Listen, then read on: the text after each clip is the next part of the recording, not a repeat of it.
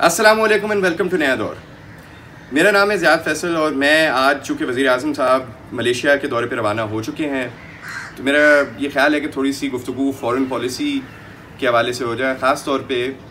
इस चीज़ पे मैं बात करना चाहता हूँ कि जब आप इस मुल्क की फ़ॉरेन पॉलिसी का तयन करते हैं तो वो किस बुनियाद पे होनी चाहिए।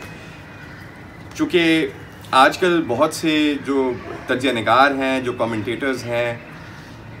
उनका ये ख्याल है कि आपको सिर्फ़ और सिर्फ रियलिज़म की बेस पे चलना चाहिए, फ़ॉरेन पॉलिसी रियलिज़म की बेस पे आपको फ़ैसले करने चाहिए। मैं इस रियलिज़म को जब लिखता हूँ तो मैं अक्सर उसको अंग्रेज़ी में मैं कोटेशन मार्क्स में डालता हूँ, यानी मैं कहना ये चाह रहा हूँ कि ये एक नाम निहाद रियलिज़म है। यानी इसकी हिमायत करने वाले जो लोग हैं वो समझते ज़रूर हैं कि वो सिर्फ़ और सिर्फ हक़ाइक़ की बुनियाद पर फ़ैसला कर रहे हैं, लेकिन दर हकीकत वो भी एक नज़रिए के कैदी हैं। हालांकि वो ये शो करना चाहते हैं कि उनके मुखालिफिन नज़रियात के कैदी हैं, लेकिन दर हकीकत जो लोग अपने आप को रियलिस्ट कहते हैं वो भी एक नज़रिए के कैदी हैं। और ये बहुत पुराना नज़रिया है और वो ये है कि जो इक़्तिदार में है इस वक्त उसके जो फ़ैसले हैं वो हक़ाइक़ हैं और वो ठीक है। तो इसके बरक्स मैं ये पॉइंट आपके सामने रखना चाहूँगा कि फ़ॉरेन पॉलिसी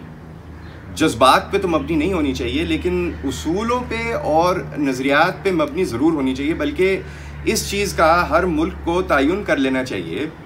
कि जब वो अपनी फ़ॉरेन पॉलिसी डिसाइड कर रहा है तो वो किन बुनियादों पे दुनिया के साथ इंटरेक्ट करता है और दूसरे ममालिक के साथ उसके जो रिश्ते हैं वो किन बुनियादों पे बेस्ड हैं। इस वजह से फ़ॉरेन पॉलिसी की जो डिस्कशंस हैं उसके अंदर उसूलों और नज़रियात के ऊपर बात करना बहुत ज़रूरी है। और अगर आप उस पर बात नहीं करेंगे तो दर हकीकत होगा ये कि रियलिज़म के नाम पे फ़ॉरेन पॉलिसी जो है वो दरअसल सिर्फ़ और सिर्फ जो है वो एक कटी पतंग की तरह कभी इधर हो गए कभी उधर हो गए, जहाँ पे आपको नज़र आया कि आपके नाम निहाद मुफाद हैं, आज आप वहाँ पे हो गए, कल को आप उधर हो गए। और अगर इस तरह की फ़ॉरेन पॉलिसी का नुकसान आपने अगर देखना है तो आप जिस तरह से सदर ट्रंप ने अमेरिका की फ़ॉरेन पॉलिसी का तिक्का बोटी बनाया है उसको आप सिर्फ देख लें। दो छोटी छोटी मिसालें मैं आपको जल्दी से दूंगा इस हवाले से। एक तो उन्होंने जो ईरान के साथ जो ओबामा का मुआहिदा था उसको उन्होंने उड़ा के रख दिया और पूरी मिडल ईस्ट पॉलिसी जो है अमेरिका की उसको उन्होंने उल्टा सीधा करके उन्होंने छोड़ दिया। दूसरा ये कि उन्होंने सूरिया में, शाम में जो कुर्द थे,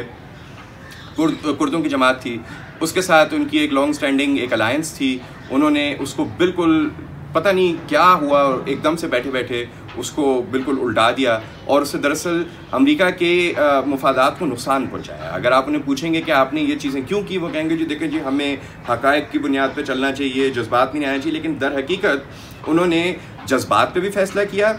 नज़रियात पे भी फ़ैसला किया। नज़रियात उनके जो सबसे ख़तरनाक नज़रियात हैं नियो कंजर्वेटिव वो, और अमेरिका के मफादात को दर हकीकत नुकसान पहुँचाया। अब मैं इस आइडिया को अगर हम पाकिस्तान पे अप्लाई करें तो पाकिस्तान में फ़ॉरेन पॉलिसी की सिमत तय करते वक्त हमें शायद सबसे पहले ये फ़ैसला करना चाहिए कि पाकिस्तान अपने ख़ित्ते में और मशरिक़ वस्ता में और बाकी दुनिया में जो ममालिक हैं उनके साथ अपनी किस बुनियाद पे अपने रिश्ते कायम करना चाहता है। अगर इस चीज़ को हम पहले डिसाइड करेंगे, यहाँ पे इस चीज़ पे बहस होगी, इस चीज़ पे डिबेट होगी, तो फिर ही उस बुनियाद पे आगे ये फैसला हो सकेगा कि फ़लाँ वक्त पे फ़लाँ मुल्क के साथ क्या ताल्लुकात और किस हद तक कायम करने हैं। अब मुझे पाकिस्तान के तनाज़ुर में ये चीज़ बहुत हैरानकुन लगती है कि लोग ये कहते हैं कि नज़रियात और उसूलों को बिल्कुल साइड पर रख देना चाहिए और सिर्फ़ फ़ॉरेन पॉलिसी रियलिज़म की बुनियाद पे चलना चाहिए, क्योंकि ये मुल्क तो वैसे ही बड़े फ़ख्र से अपने आप को एक नज़रियाती मुल्क बताता है। और वहाँ पे जब ये बात हो कि नहीं जी वो तो नज़रियात जो होते हैं वो तो सिर्फ दीवानों के लिए होते हैं और हमें तो सिर्फ़ और सिर्फ जो हक़ाइक़ हैं उनकी बेस पे चलना चाहिए, नाम नहाद हक़ाइक़ की, तो मुझे अक्सर ये लगता है कि शायद इसके पीछे एक नज़रिया ही है जो कि अपने आप को नज़रियात से बालातर बताता है, लेकिन वो लोग खुद शायद एक खौफनाक नज़रिए के कैदी हैं।